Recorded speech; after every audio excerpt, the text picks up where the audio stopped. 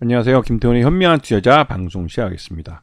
오늘은 대우부품에 대해 좀 말씀을 드리겠는데요. 대우부품은 옛날에 그 대우자동차의 이 전장 부품이나 특히 이제 콘덴서 같은 콘덴서를 이제 대우전자와 대우 그 자동차의 이 전장 부품하고 이 콘덴서를 납품하던 업체였습니다. 그러다가 대우그룹이 워크아웃이 들어가고 하면서 주인이 여러 번 바뀌고 그러면서 이제 현재에 이르러서 이제 현대차와 기아의 1차 협력업체가 된 운명이 기이한 그런 업체이기도 하죠. 현재 들어와서 이 대우전자 부품은 완벽하게 자동차 전장 부품 회사로 전환이 됐습니다. 오히려 예전부터 해왔던 콘덴서 분야는 거의 한 자릿수 매출액으로 쪼그라든 상태죠.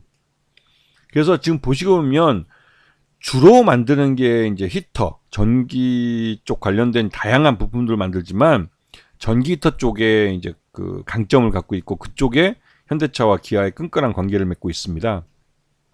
그리고 보시게 되면 뭐 고객사가 다양하게 있는데요. 부품회사부터 시작해서 이런 부품회사들이 끝에 현대차와 기아, GM, 뭐 쌍용자동차, 포드 뭐 다양하게 이 엔드 유저들과 연결되어 있는 사업 구조를 갖고 있죠. 그리고 이제 올해 들어와서 이제 작년도 그렇지만 이 전기자동차 관련된 부품을 연구하는데 많은 투자를 하고 있습니다. 그래서 실제로 성과를 내고 있고 그 고객사인 현대차나 기아뿐만 아니라 중국의 동풍자동차 같이 중국 업체에도 납품을 하고 있고 쌍용차에도 납품을 하고 있습니다.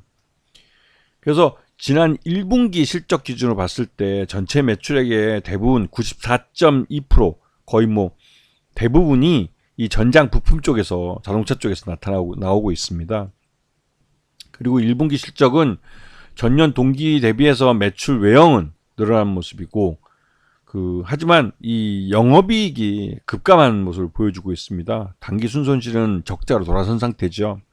이게 이제 기본적으로 여기에 들어가는 이 부품이다 보니까 원재료나 이런 것들이 가격 변동이 심할 때 이것들을 판가에 바로 반영하기에는 좀 어려운 측면이 있어서 그 손실 보는 부분은 분기에 고스란히 떠안을 수밖에 없는 그런 사업 구조를 갖고 있습니다. 그래서 그리고 이제 작년 연말에 이 최대주 쪽에서 제3자 배정 유상증자를 통해서 자본을 증액을 시켜줬고 이렇게 증액을 시켜준 것은 이 대우부품이 현대차와 기아의 이 전기차 부분에 대한 이 전기차 부품을 납품하는데 이 수량이 굉장히 늘어나고 생산 캐파를 늘려야 될 필요가 있어서 거기에 대한 부분을 그러니까 증설을 하기 위한 자금을 대준 거죠. 그래서 지금 현재 대우품은 나름대로 이제 생산 캐파를 늘려가면서 현대차와 기아의 이 전동화 전략에 맞춰서 생산 캐파를 늘려가고 있는 그런 상황이기도 합니다. 그래서 지난 주요 주 중 이 대우품의 주요 주주 중에 아진카인텍이라는 회사가 앞에서 보시면 이제 2대 주주로 있는데 1대 주주가 우신산업이고 2대 주주가 아진카인텍인데 이 아진카인텍이 계속 지분을 늘려가고 있습니다. 이 부분은 지난 이 3월 26일까지 해서 지금 27만 5천 주를 추가적으로 이제 3월 달에 매수를 했고 4월 달 들어서도 또 17만 2천 주를 추가 취득해서 661만 주나 이제 가져갔죠. 그리고 이번에 13.41%이기 때문에 단일 최대주주로 올라서게 됩니다. 우진카인텍이. 이렇게 이 시장을 통해서 제3자 배정을 유상증자를 했는데도 불구하고 시장을 통해서 계속 주식을 사들일 때에는 나름대로 최대주 지분을 안정적으로 가져가려고 하는 의도도 있겠지만 뭔가 이 회사의 실적이 향후 좋아질 거라는 것을 최대주주가 이 시장에 자신감을 표출해 주는 것이죠. 그래서 여기다가 이제 전환가액을 조정하는 게 있는데 이게 3회차 같은 경우는 오히려 1512원에서 1424원으로 작년 11월 달에는 주가 한참 하락할 때 가격을 내려가는 조정이 있었지만 지금 4회차 같은 경우는 요번 5월 26일 날 조정하기에는 1255원에서 1313원으로 이 전환 가격을 올렸습니다. 이렇게 된 것은 예전과 다르게 전환사채에 가격 하락만 요긴하는 것이 아니라 가격이 이제 주가가 올랐을 때는 그 주가 상승분을 이 전환사채 전환가격에 반영하도록 이제 이 법이 바뀌어가지고 지금 이것도 이제 기존에 1255원에 행사를 했으면 159만 주를 취득할 수 있었는데 1313원에 행사를 함으로써 152만 주로 행사 주식이 줄어들게 되는 겁니다. 그렇게 되면 그만큼 주당 가치 희석이 되는 게 좀 조금이라도 줄어들게 되는 것이죠. 이제 1313원에 이 대우 부품의 실적이 좋아진 거라서 주가가 급등을 하기 시작하면 이 주식은 곧바로 주식을 전환돼서 시장에 매도가 될 가능성이 높은 주식들입니다. 자, 그리고 서현이화에서 최근 들어서 또 투싼이나 현대차, 기아차 향으로 이 무드램프를 요번에 이제 수주했는데 이게 5년짜리 장기 계약입니다. 그게 이제 1128억 규모로 이제 매출을 이제 추정해 볼 수가 있고, 이걸 이제 계약을 맺었기 때문에 이에 대한 생산 준비를 들어가게 되는 거죠. 공급 시기가 2026년이기 때문에 지금 2024년 하고 시간차가 한 2년 정도 있죠. 그래서 이런 부분을 생산 설비나 이런 부분을 준비를 해서 대응을 하려고 한 것이죠.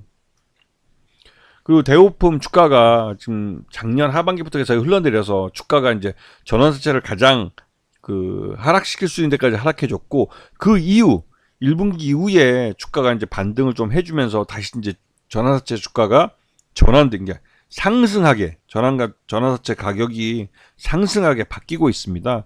이런 부분이 주가에 반영이 됐었고, 하지만 이후 현대차와 기아의 전동화 전략이 일부 수정이 있었습니다. 그래서 조기에 전기차로의 전환을 하기보다는 하이브리드를 통한 과도기적 기간을 좀 더 가져가는 걸로 계획이 바뀌었고, 그에 따라서 전기차 생산량이 줄어들게 됩니다. 이게 전기차 생산량을 증가시켜가고 있는 그 시기를 좀 더 늦춰가는 쪽으로 가져갔죠. 대우품도 그에 대해서 이 전략이 바뀌긴 하는 겁니다. 하지만 이 대우품은 기본적으로 현대차와 기아의 전기차 부품, 특히 전기 히터 쪽, PTC 히터 쪽에 강화해서 그쪽을 납품을 많이 하기 위해서 준비를 많이 하고 있고, 또 실제로 이게 미국의 조지아주 공장이 가동을 하게 되면 대우품이 여기에 PTC 히터를 납품하게 될 가능성이 높습니다. 그렇기 때문에 이 대우품은 장기적으로 봤을 때 지금 현재 주가가 아마 최근 들어서 가장 낮은 주가대에서 이제 매수할 수 있는 기회가 될 것이고, 실적 호전이 확인이 되면 주가는 그때부터 상당하게 우상향해서 갈 가능성이 큽니다. 왜냐하면 현대차와 기아가 예전과 다르게 지금 현재도 세계 3위지만 전기차 시장에서는 말 그대로 미국 세계 1위인 테슬라와 다이다이 붙어 경쟁할 수 있는, 물론 중국의 전기차 업체하고는 좀 현대차나 기아도 좀 어려운 측면이 있습니다. 왜냐하면 이 중국의 전기차가 워낙 싸구리들이라 그 가격에는 도저히 우리나라에서 생산해서는 맞출 수가 없습니다.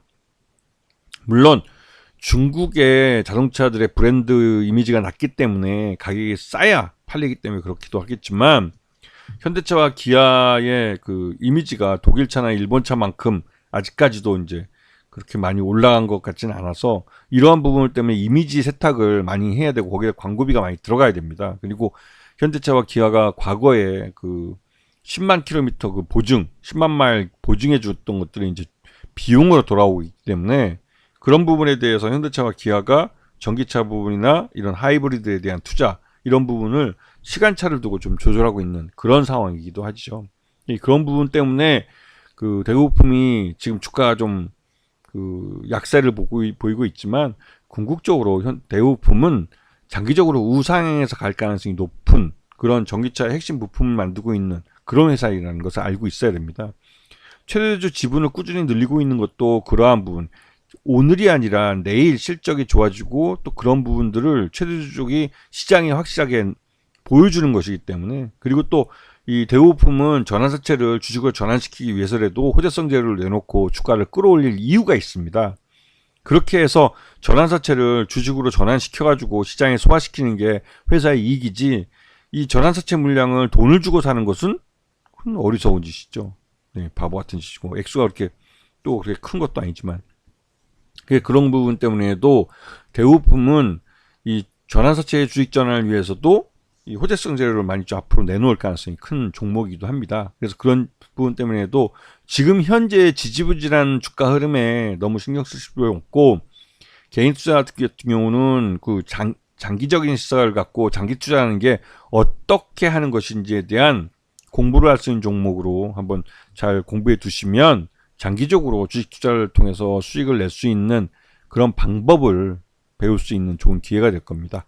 자, 오늘 방송 여기서 마치겠습니다. 감사합니다.